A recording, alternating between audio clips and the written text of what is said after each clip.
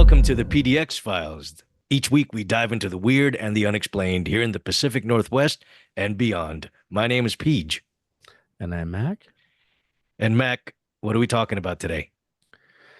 Well, honestly, it's something pretty weird that happened back in the old days. I think this is kind of more of a true crime story, I would say. A bit of a cult piece to it. Not that unlike what we're seeing in today's politics, but at a much weirder level. Because I remember growing up with this, and it's about the Rajneeshis and Rajneeshpuram, which is actually known as Antelope nowadays. It was previous to that when they were in town back in the 80s. But I remember going to Rajneeshpuram and I mean being fucking weirded out. There's like all these people there from not around Oregon, and they used to do a lot more camping and stuff when I was a kid, so that was part of what we were doing. Was it like, hey kid, Disneyland or Rajneeshpuram? Yeah, it was like a weird nudist, kind of weird cultist, kind of sexy Disneyland, which I wasn't really ready for. Luckily I didn't have anything to do with it, but we were just there to pick up some supplies. But it's like, it's weird to see how many people were living in that area at the time, and then you can sort of compare it to before the cult came into play and then afterwards. Now it's just like, it is definitely a fucking ghost town. It's the weirdest place in Oregon. I think if I've ever been one, Oregon's definitely Antelope is definitely a weird place in Oregon nowadays. Yeah, absolutely. So as usual, we've got a video that we're going to show and respond to, and we're going to start a little bit because we'll make sure that we do some commentary at spots here. Are we ready, Mac? Happening. I'm ready.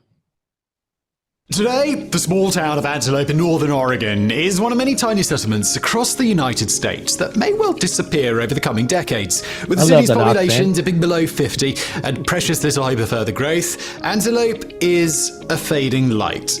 However, in the 1980s, this was the site of one of the most remarkable tales of gurus, cults, and feverish extremism that the US has ever seen. It is a story of astonishing devotion, a mini-city that rose from the desert with power struggles, electoral battles, attempted murder, and even bioterrorism. The rapid rise and fall of Rajneeshpuram is a tale so outlandish, so far-fetched, that it's difficult to believe that it happened at all. But happens, it absolutely did. Yeah, and again, I know you weren't living here at the time, but for me to remember a bit about this, it just seemed like it was so unlikely that, as you're going to see throughout this, all the crazy shit that happened at that time is actually fucking real. And if you have a doubt about it, the story in itself is even more real than your doubts. It's like, it's such a weird thing that happened in this state. Right on. So let's dive into it.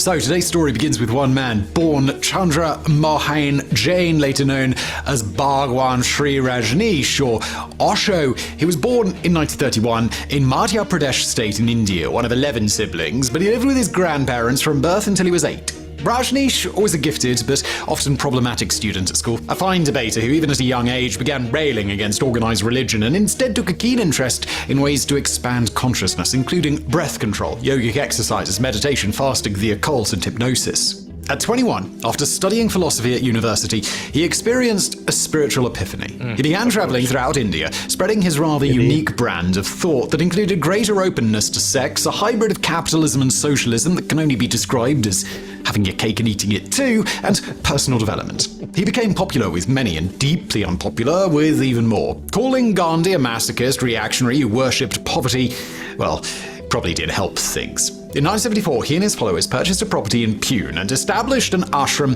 that would eventually draw people from all over the world. It held an array of teachings, seminars, and experimental therapy sessions that often included violence or sexual encounters between participants. It wasn't long before the press began running negative stories about what the sex guru, as they called Rajneesh, was promoting in Pune. By the early 1980s, the ashram was bursting at the seams, with around 30,000 visitors passing through its gates each year. This was coupled with an increasingly hostile India that saw Rajneesh's practices as borderline heretic. In May 1980, a Hindu fundamentalist by the name of Vilius Tupe attempted to kill Rajneesh. Enough was enough. Rajneesh ordered his secretary, a wily young woman named Ma Anaj Sheila, to find a property outside of India. A few months later, she returned and announced that she found the perfect spot, the Big Muddy Ranch just outside of the small Oregon town of Antelope. Just listening to where that came from, it's like you didn't know that back in the day. All of a sudden, there's just some fucking weirdos that are showing up in the middle of the Oregon desert for some reason. You didn't know about all the weird politics that were going on behind it. It almost sounds kind of like what they were describing, like a sex fight club kind of deal going on. There was sex and violence, and there's like weird shit. And then the people who didn't like, well, maybe we want more violence or maybe we want more sex in this thing. And then the guy was just doing his thing, and somehow it's so weird how he ended up in Oregon of all places. Of all places. Well, Eastern Oregon. Eastern Oregon, right? Yeah, I mean Antelope. Yeah, Eastern Central Oregon. It's a shithole. I mean, sorry for anybody who lives there now, but it is a shithole. But it seems kind of ripe for this kind of movement, though. I mean, especially in the 1980s, right? Yeah. You're looking at the 80s where anything is kind of possible if you got enough cocaine in you. I don't think they were opposed to drugs, unless I'm wrong in this. I have to go back and think about that, but I don't think they were. It's just about doing things. Yeah. Which again is kind of like that whole the weird idea of like the Fight Club and a cult following, a cult of personality, the kind of stuff that we're dealing with nowadays in a different kind of direction. But as a kid, I just remember reading about it and just thinking like, there's no way this is real. Well, it goes against the grain at the time. And, and like I said, things were ripe for this kind of movement because people were just kind of like maybe anti-establishment leaning and, and that cult of personality, somebody other, bigger than themselves, but lower than God type of thing. And oh yeah, definitely lower than God. Yeah. All right. Well, we'll continue here. At the time, Antelope was already a shadow of what it had been, but in truth, it had always been a dusty backwater settlement with very little going on. Originally a station on the Ragan Road connecting the Dalles on the Columbian River with the gold mines near Canyon City, the town's population peaked at 1,900 by the late 19th century, but went into free fall throughout the 20th. By 1981, less than 100 people lived in Antelope. Sheila had chosen a sprawling 64,000-acre site that was purchased for $5.75 million. That's about $18.5 million today. There were no roads, no buildings. There was nothing. But that wasn't the case for very long at all. Followers began arriving from India and other parts of the world in July 1981 and immediately set about constructing what quickly became a remarkably self-sufficient mini-city, then named Rancho Rajneesh. Now, imagine the grizzled ranchers who lived in and around Antelope as they witnessed this unfold. Oregon was well on its way to becoming one of the more liberal states in the Union, but the area around Antelope remained conservative and old-fashioned. Suddenly, then, you find your small city inundated with strange hippie types dressed entirely in orange who seem to be floating through the world in a bubble of serenity. Were they high? Had they been brainwashed? What on earth were these people up to? Remember, this was just 3 years after 909 people died at the Jonestown commune in Guyana, though through either suicide or what we'll kindly describe as assisted suicide. There was a real fear in the air regarding cults, and suddenly, one was right on your doorstep. A month later, Rajneesh himself arrived. Yeah, I mean, the way he describes that time is really close to reality. It's like, it was, I mean, I didn't know anything about Jonestown at that age. I don't think I was still a little too young, but just the fact that it was on the news quite a bit.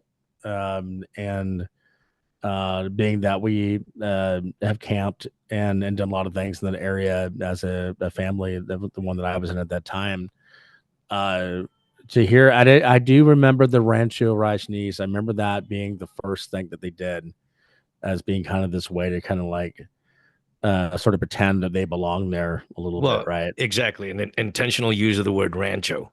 Yeah. Right. And it was just kind of an odd thing because you knew they weren't like part of anything that, that the people around there wanted to be a part of. It was completely separate. And I remember kind of feeling sad for the people living there, even though I was like, a Portlander, definitely an inner city kid. definitely didn't have the same kind of mindset that they did. But yeah, it was interesting. And this cat is going to piss me the F off here. It doesn't shut the heck up. I apologize for that, people. When we got animals in here, for some reason, we have animals in here that are making lots of noise. Well, it's not a closed set, is it? We're doing it live. So the other thing that I also want to just note for our listeners and viewers is that the host here obviously is not American, and he pronounced a city here in Oregon called the Dalles as the Dallas. So I just want to make a note of that. Yeah, we are not going to support that that kind of viewpoint. At least it says Oregon. He didn't say Oregon. It is Oregon, and Oregonians and the founders find it necessary to have common pronunciations of common words be pronounced differently. So, indeed. All right, well, we'll continue on the video here. In the early hours of the 29th of July 1983, 3 pipe bombs exploded at the Hotel Rajneesh in Portland, a property owned by the Sannyasins, reportedly set by Islamist militant group Jamaat ul-Fuqra. But one of the 2 people injured at the scene was Stephen Paul Pastor, a Jamaat member who had blown off part of his hand while setting explosives. He was later sentenced to 20 years imprisonment for his role in the attack, but the entire episode remains strangely murky. There's never been any established motive for the attack, but if it was meant to kick the hornet's nest, it absolutely worked. Almost overnight, the Sannyasins ramped up security in and around the commune. Visitors were now greeted by the Rajneeshpuram Peace Force, along with semi-automatic weapons, and guards remained close to Rajneesh whenever he spoke in public. And then their spiritual leader stopped speaking in public entirely, engaging in one of his multi-year periods of silence, with followers only able to communicate with him through the increasingly erratic Sheila. By late 1983, there was a growing sense of unease within Rajneeshpuram. Many doubted that Sheila was accurately relaying Rajneesh's messages and resented a growing autocratic role in the commune. As the fear of AIDS swept the nation, their leader proclaimed that 2/3 of humanity would die of the disease in the coming years, and a proclamation was passed that anybody having sex must wear rubber gloves and a condom while doing so, and also refrain from kissing. The free love of the early years was quickly disappearing. That don't sound good. Not if that was one of the main reasons you joined. Well, and honestly, you're old enough to remember the scourge of as AIDS now doesn't sound very scary to the millennials or to the Gen Zers, but to the Xers and the boomers, certainly that was a pretty fucking big deal. It's like it seemed like this was like the COVID of our time, but even worse for some reason. And it's weird that they they got into the business of, I mean, there's nothing wrong with condoms. I think that's totally fine. The whole thing about wearing gloves and not kissing is kind of weird. I mean, we kind of proved that to be wrong. So yeah, definitely they're losing a little bit of their allure as far as that goes on the whole sexy front. It was like, yeah, I don't know about the smell of these gloves here. It's like, why the hell did I join? And and the fact, what am I doing here? And obviously he was sharing also the fact that it was also during the time, or there was a period of time when Sheila, who's like the main mother or something like that. Yeah, she's kind of like the number 2, basically. The number 2, exactly. Yeah, so she was kind of like, ruling on behalf of the Rajneesh during a certain period of time.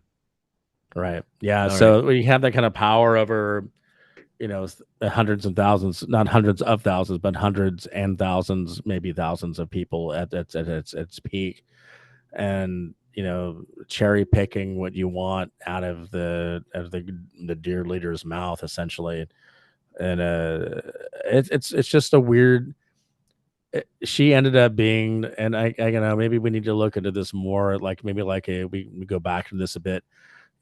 I remember her being the bad guy, the bad gal from the very beginning, and there's more to come on that. But I wonder how much of it was all her, or whatever it was, all just like the crazy people around it. But anyway, it's a combination of things, I'm sure. And and to your point, what if she were indeed following everything that was being told to her by the Rajneesh, right? Exactly. All right, well, we'll continue here.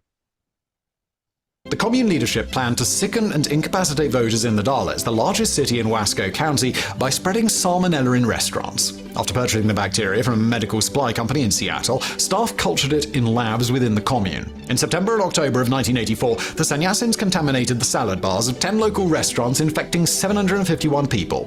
While nobody died in the attack, 45 people received hospital treatment. It later emerged that a second attack had been planned on Election Day, but was shelved. Residents of Wasco County immediately suspected the group of the attack and turned out in droves to beat the sannyasin candidate. Ultimately, though, it didn't matter. All the homeless people brought to Rajneeshpuram were barred from voting anyway, leading to the group withdrawing their candidate. Initially, investigators blamed poor hygiene at the restaurants as the cause of the outbreak, and the sannyasin link didn't fully emerge until the commune had imploded, but it remains the first confirmed chemical or biological terrorist attack in US history. Then, on the 14th of September 1985, Sheila and 15 to 20 other top officials abruptly left Rajneeshpuram. The following week, at a press conference, Rajneesh formally accused Sheila of a litany of crimes, including the salmonella attack, the attempted murder of his personal physician, wiretapping, bugging, arson, and the poisoning of 2 public officials who had visited Rajneeshpuram. I mean, First of all, she's guilty as shit. I remember that being clear. Yeah. so first of all, the fact that, again, this was back in 1980, right? And 1985. Oregon, yeah. Oregon is on the map as being the place where the first bioterrorism attack on U.S. soil happened. Yeah. That's something to be proud of. That. I mean, we had some weird shit that happened back in the 80s. I know there was like people who were a bunch of idiots who like picked mushrooms and then they like some of them died from it and got really sick. I remember us being well known for that. Obviously being well known for salmonella poisoning and salad bars is not a good thing, certainly, that you'd want to have as a way to convince tourists to come to your state. But just the fact that these motherfuckers were here doing some weird shit. And it's so weird that they have this weird Game of Thrones, like power kind of thing going on. It's like this dude in this, like we can see here, was supposed to be the guy, but you had Ma Non Sheila, who was just some crazy bee. It's like, no, fuck all that. We have a good. I'm gonna go even crazier, and let's do some weird shit with bringing in homeless people to jack up the vote. They have this weird politics thing that they thought they were gonna do, and an Antelope, Oregon, of all places, so fucking weird.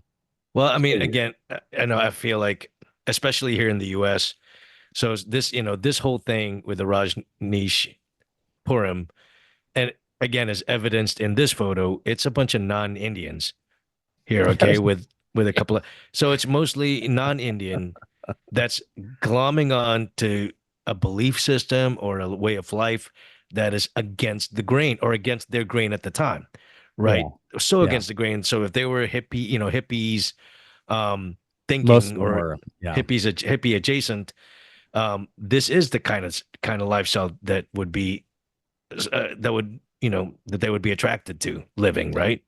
Well, honestly, I've never been a big fan of the fucking hippie lifestyle anyway. I think they're a bunch of like a bunch of weirdos who like want freedom at any cost, and yet they not at any cost. They just do weird things. Like, you don't want to be in a relationship with a hippie because they're probably gonna like end up in some cult. That's kind of the way I see it. They don't have any point to them. Like, what are you even doing here? You're not wearing a bra. That's great.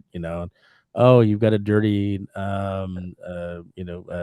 dreads for being someone who's white, and white people shouldn't have dreads. I know we're getting off into a little bit of a bit thing, but it's just a weird deal. And it is weird, as you say, how many white people are there and how weirdly happy they look about the whole thing. Like, I wonder what this guy's saying. Like, everyone's like paying attention to this guy for some reason. What is he saying right now? Yes, Ma Non Sheila is going to go spread salmonella throughout all the salad bars in this area. Doesn't that sound like fun? That's funny. I mean, because there was, I mean, to your point, this happened before I got here to the U.S. and but I can remember, gosh, in the like late 80s, mid 90s, mid to late 90s here in Portland, there was still a salad bar kind of like scare at that time, like don't touch. I mean, especially with certain I mean, I definitely, did not touch the salad bar if I was in an all, like a hometown buffet or old country buffet. Yeah. Screw the salad bar. I'm going for the meats. No, But I agree. I don't think that sneeze guard does anything for no, the salad bar. I mean, I think you're pretty much guaranteed to get sick with yeah, something. If you go to a salad bar, you're going to get ill, and not in a good way. not in a good way. All right, well, we'll continue here. Jets with a group of his followers. Despite the catalogue of crimes committed by the Sannyasin leadership, Rajneesh was never implicated in any of them. Instead, he was charged with 35 counts of deliberate violation of immigration laws. As part of an agreement, he pleaded guilty to 2 counts of making false statements to immigration officials. Rajneesh received a 10-year suspended sentence, a fine of $400,000, and was deported and barred from re-entering the United States for 5 years. He died in India on the 19th of January 1990 of heart failure, but his teachings and mantras continue to be read around the world, and his books are available in more than 60 languages. This was also when the commune effectively collapsed. By the end of October 1985, the small city of Rajneeshpuram, which had risen at a breathtaking speed out of the Oregon desert, was completely deserted. The Sannyasins left in all directions. Some found other communes to join, others chose to reintegrate into a more traditional society. While it's easy to characterize this whole episode as theocratic lunacy that went too far, it's worth pointing out that the vast majority of those who lived in Rajneeshpuram still speak about it in glowing terms. There's no question that the leadership descended into manic absurdity, but for the everyday man, woman, and child who resided there, it was a peaceful utopia that many claim changed their lives dramatically for the better. Cults and communes, well, they rarely work, but their core often begins as something good and proper, before usually unraveling thanks to the various complex oddities that all humans share. I mean, when I heard that, I was kind of surprised to hear that there were so many people who still had a lot of fond memories of that fucked up situation. Because, again, for me, having been to Antelope itself, it's not full of a lot of creature comforts. And just because 1,900 people showed up there doesn't mean that it suddenly did either.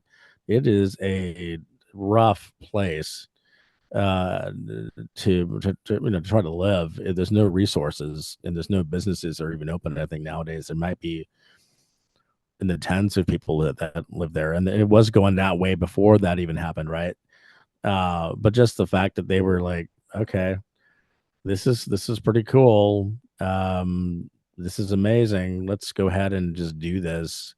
And then after all that, to have the idea that it's somehow a good idea is again, this is why these things happen. There's not a lot of good explanation for it. I think some psychologists may say, oh yeah, we know why people do cults. Do we? I don't know. It's a very weird thing. Yeah, I can't say that I know why people do cults, but from what I've read or heard people say, again, I think it's a desire to go against the grain, and I've used that already multiple times in this video, but go against the grain, go against the established norms, escape from something, whether again, an oppressive feeling of the normal, an oppressive feeling in family or whatever. It's an escape. It's an escape. Joining a cult, for the most part, is escapism for many of the people who do join cults. Because again, it's something that allows them to shift their mindset, shift their well-being, shift their their existence to something different, or maybe it's something they're looking to have. And to your point, about people and what the video said as well about people still speaking glowingly about it. Just think about any religion. Think about any religion.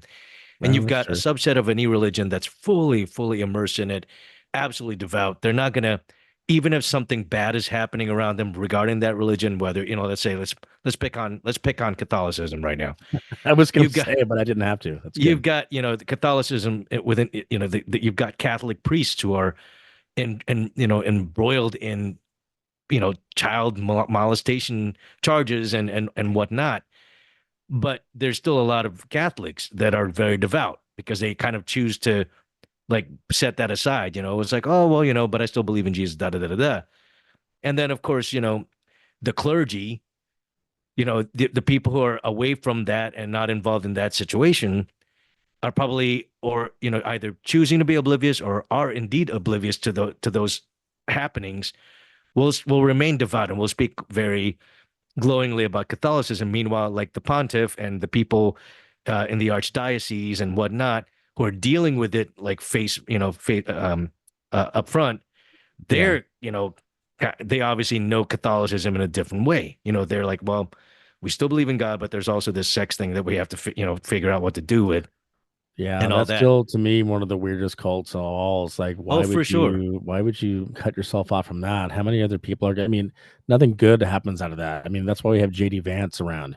So I mean, we just need to look at some of these things with like real open eyes. And it is interesting that I remember at the beginning of this video they were saying that the Rajneesh dude was like very anti-organized religion, right? And then Right. they all say that until they try to create their own, and then they're all about organization and like you got to follow this dogma and this doctrine, right? It's the same thing that happened with the Catholics. The same thing that happened with the with Islam and with Judaism. Any kind of organized religion, it's like they all started as being kind of that counterculture thing initially, and it seems like it's a weird thing that humans want. It's like, Well, yeah. why do you need that kind of direction? I mean, the biggest ironic thing is anarchists who form together to, form a group together, right, of anarchists. So, I Yeah, mean, exactly. Yeah. but it's anyway, to answer a question that you have earlier, Antelope has, as of 2024, 39 people Okay, living that's there. like twice as many as I thought were living there. And I don't know what they're doing, but God help them if there is one. Well, and for those people who want to maybe do a little deeper dive, Netflix actually, and I'm not sure whether it's still on Netflix, but they did, Yeah, it was a gosh, what good was it? show. Something Wild Country, Mm-hmm. I think what it Mm-hmm. was called, and it was a 8-part, 10-part miniseries or It's whatnot. It's worth a deep watching. dive. Yeah. Yeah, absolutely. I think it's worth watching if you want to do a little bit more of a deeper cut into the Rajneeshpuram. And it was obviously one of the reasons I watched it was because I think it was because of you. I think you told me I watched it because of you. But It was a anyway, recommendation. it God was a damn it. recommendation, and the fact that it had a Portland tie-in, that's really one of the things, or an Oregon tie-in, that was also one of the things, one of the reasons I watched it. But it was really good. It was a really good watch. So any final words regarding the Rajneeshpuram? No, I would just say, you want to start a sex club, start a sex club. You want to do a fight club, do a fight club. I don't know about intermixing the two together. It's probably not a good idea, but at the end of the day, just realize it's just a phase. And everybody's got a kink. So if you enjoy this content, please give it a like and share it across your socials to help get the word out about our show. If you hadn't already done so, please subscribe. And on YouTube, click that little bell icon to make sure that you don't miss out on any new episodes. Thanks for tuning in. See you next time.